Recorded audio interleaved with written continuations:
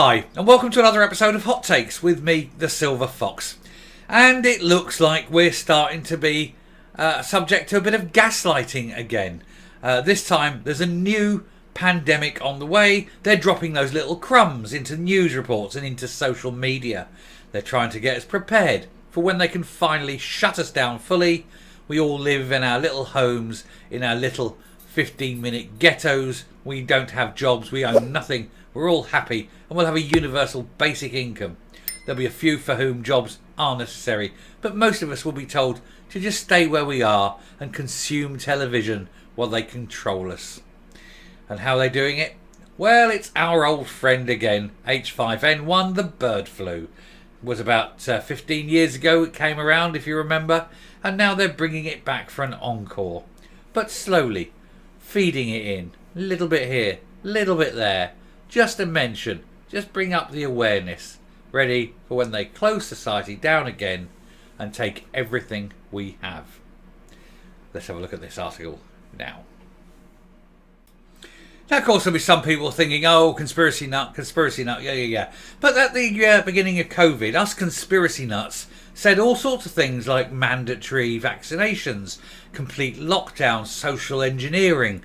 You won't be able to do this, you won't be able to do that. There'll be travel restrictions, everything. Everything us, conspiracy nuts said would happen, happened. Every single one. So it isn't really a conspiracy when it actually happens. So take it or leave it. But you can see this for what it is. This is gaslighting. They're prepping us again. Be aware. So another two Brits. See, not just two Brits. It's another two Brits. Because that word another puts a bit of fear in. Oh, more. Oh. See? A little bit of uncertainty. A little bit of doubt.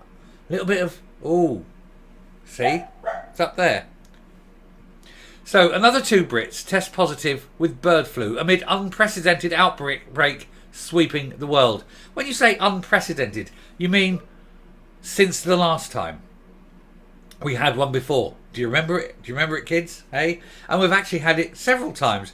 Hong Kong flu, Spanish flu, all sorts of bloody flus all over the time.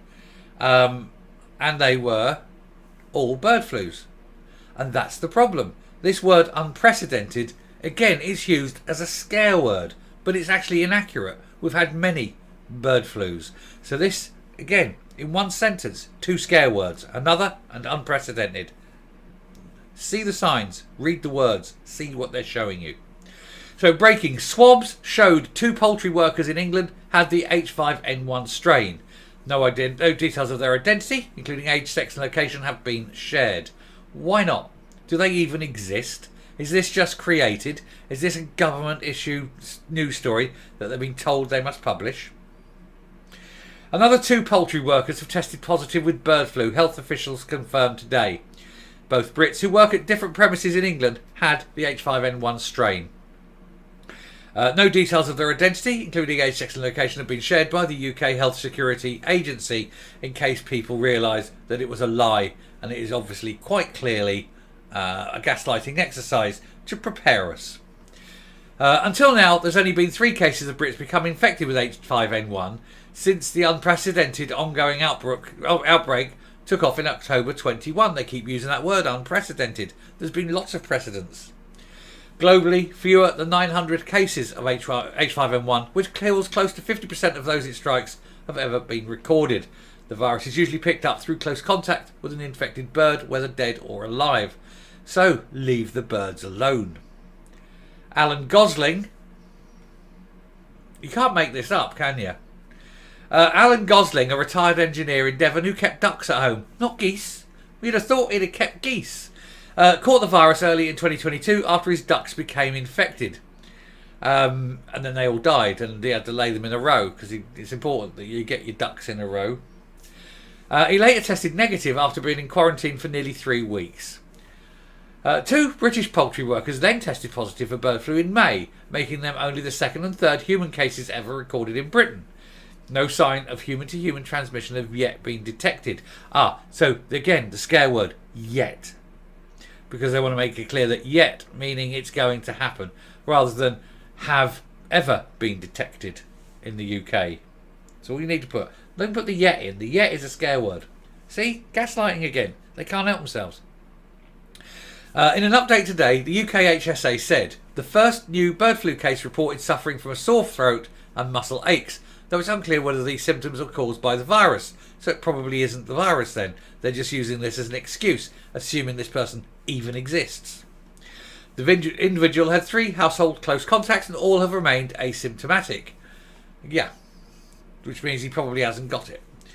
Around 50 other people who work over the 2 affected sites were tested for bird flu and all were negative. So nothing to worry about in reality. So why then are you pushing this narrative?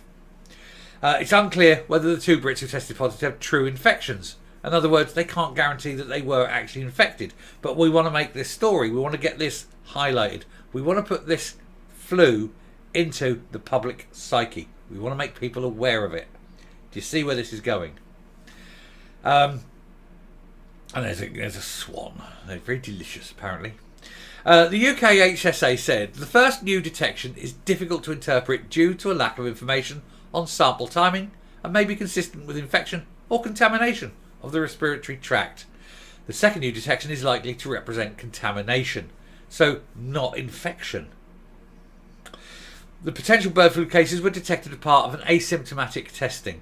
Workers on sites with infected birds can be exposed through dust and virus fragments in the air, on the ground and on their clothing.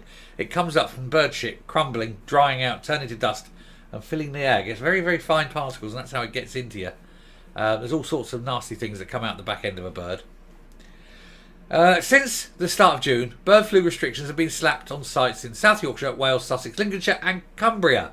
Symptoms of bird flu in humans may involve a very high temperature or feeling hot or shivery, aching muscles, a headache, cough or shortness of breath.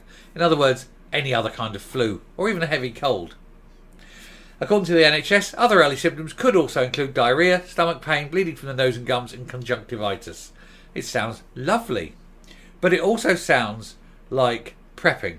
It sounds like gaslighting. That's what it sounds like. People are strongly urged not to touch sick or dead birds because the virus is lethal, killing up to 56% of people it does manage to infect. Well, yeah, if you see a dead bird, leave it well alone. You don't touch dead birds. Always been the case. H5N1, the avian influenza strain behind the current outbreak, sweeping the world. 900 cases. It's hardly sweeping the world, is it? 8.1 billion people in the world, and there's 900 have got it. It's not sweeping the world at all. Although, they're putting the scare words in again. Sweeping the world. 900 isn't sweeping, but they feel they have to use that word. Anyway, it does not transmit easily between humans. I'm surprised they allowed that line to go in. But mutations to the virus that makes mammal-to-mammal transmission easier could change that, some experts fear. Again, with the fear. No evidence of it, but it may do, possibly. Ooh. Some experts, not all experts. It's gaslighting, constantly pushing a narrative, pushing the narrative. So that'll be the next thing then. We'll have a bird flu lockdown. We'll all lose our houses. We'll all become renters of banks because the banks will own all the houses, and that'll be it, basically, won't it? They're prepping us. It's coming. We need to fight it. I don't know. It sounds like I'm a conspiracy nut, but it all happened last time. It's going to happen again. Anyway, I shall round off there, come up and finish. It is really psyops, isn't it? It's a psychological operation on the people. Look at the words they're using, the fear words. Could, may, just. Fear. All the time. They want to prep us, they're dropping it in. It's now becoming part of the psyche. We're going to start seeing a lot more of it. Bird flu there, bird flu there. Bob, bob, bob. Watch it over the next few weeks and months. Bird flu, bird flu, bird flu. It'll start appearing. And then you'll get all these experts. Well, very dangerous, high death rate, mortality. They'll be pushing the narrative again. You can see it coming. It's a classic psyops manoeuvre. The use of that language. Even when they have to admit that there's virtually no chance of it happening. But they put, scientists may fear. And they put the word fear in. And may happen there. Something that can't possibly happen may happen. Because psychological operations. Let's get the people ready for when we close them down. They'll be accepting. They'll understand. That first one, the COVID, that was the test run. And people did kind of obey. So we know we can get away with it. And this time, we mean it. That's what's going to happen. Prepare. Go out and buy toilet roll. Make sure you got tons of it, because that again, that is going to be like gold dust. Anyway, I shall finish there. Thank you very much for listening. And yes, it is a bit conspiratorial, but they've got form, haven't they? If you like what you're seeing here on the channel, do please hit the subscribe button, ring the bell, leave a like, leave a comment, please share the video. And until next time, stay safe, stay well, and remember, the government lies, and don't believe the lying liars' lies. Bye.